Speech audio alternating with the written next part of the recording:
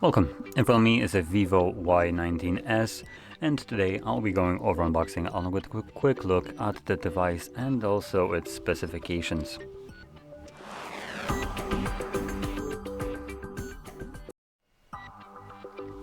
So let's just get straight into this. Now this is, could be best considered probably like a budget device, coming at about 160 euros. So it's not necessarily the cheapest you can get. Obviously it's far away from being expensive, and what it's also far away from is being great. So let's get into it. So for about 160 euros you get a case with a cable type A to type C and a silicone weird kind of case. That's an interesting design right here. Then we get the phone and some whatever. So just throw that to the side, slide that off, and boot up the phone.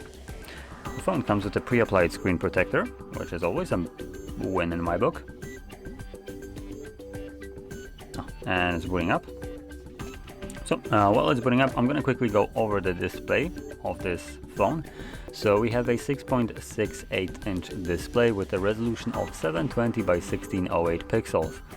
Wow, 720p.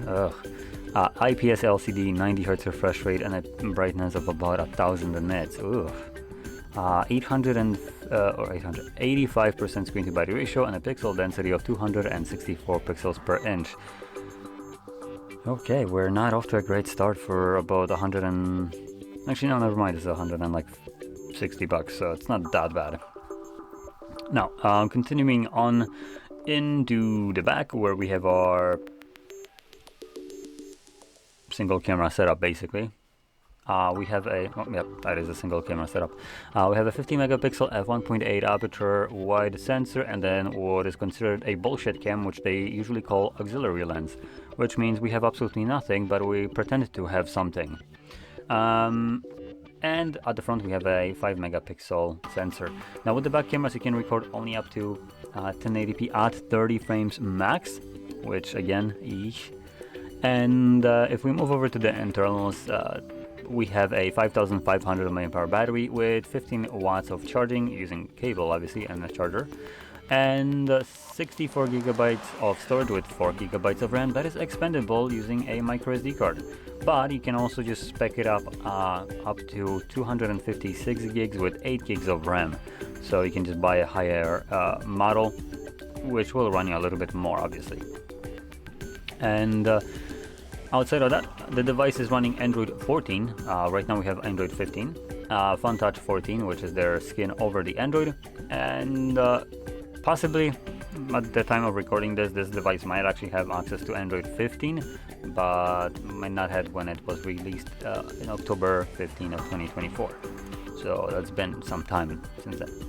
And yeah, that's about everything that there is to this device. It's a plastic shell, plastic back device with a fingerprint sensor mounted onto the side, along with your volume rockers, a Type-C charging port with a headphone jack at the bottom, and a speakers, and then at the top we just have more speakers, and that's about it, and our SIM/SD tray. Now, when it comes onto this device, I will always be kind of promoting some other device, like I usually do, just because I personally like the idea of getting what you pay for. And there is this device. If you maybe seen my videos before, you probably already know what's coming. It's going to be the CMF Phone 2 Pro at this point, because these crazy bastards released a second one, which again, it's one of the best phones you can get, up to like a price tag of upwards of like $600. There is nothing that can compete with it, because it actually costs about $250.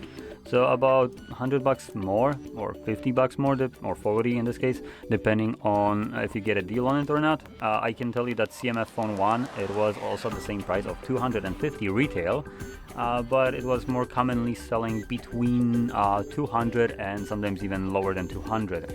So with that in mind, if CMF Phone 2, which it was a newly released device, follows the same logic, you can get a much better device for roughly like what, 20-30 bucks more maybe, which at that point it's stupid not to add that 30 bucks more and get a much better device rather than have this one. And believe me when I say that is a much better device in every aspect, being the charging speed. Batteries are just a tiny bit smaller, but it shouldn't really matter because it has an AMOLED display which will consume less power. It has 120 Hz refresh rate, HDR10+, 1080p resolution. So in general, it's a fantastic display. Processor, obviously just gonna blast this one out of the water. This is running a Tegra Unisec Tegra T612, so it's not even close in terms of power what the other device can output, and even the cameras itself also are much better than this, coming with a dual 50 megapixels and one 8 megapixel ultra wide. So we have wide telephoto at 50 and then 8 megapixel ultra wide. And also the selfie will be better than what we have right here at 5 megapixels. And again, even the resolution and frame rates that can record, it goes up to 4K 30, 1080p up to 60 and 120 slow motion. So again, no comparison to this device. This just gets completely crapped on at every point throughout what I just mentioned. And there is the only win that it can take is the fact that it costs less, but not that much less, and that it has a 500 milliamp hour bigger battery, which means nothing considering it has a LCD IPS display, which will consume more energy anyway. So the other one is going to be most likely more power efficient because of the processor, and also has a more efficient display. So yeah, in any case, that's just kind of my little recommendation if you're looking to maybe get something that is much better than this, that will serve you much better than what this phone can do. Then I highly recommend the CMF Phone 2 Pro. Anyway, with that being said, hopefully you found this video helpful, and specifically the recommendation. And if you did, don't forget to smash like, subscribe, and thanks for watching.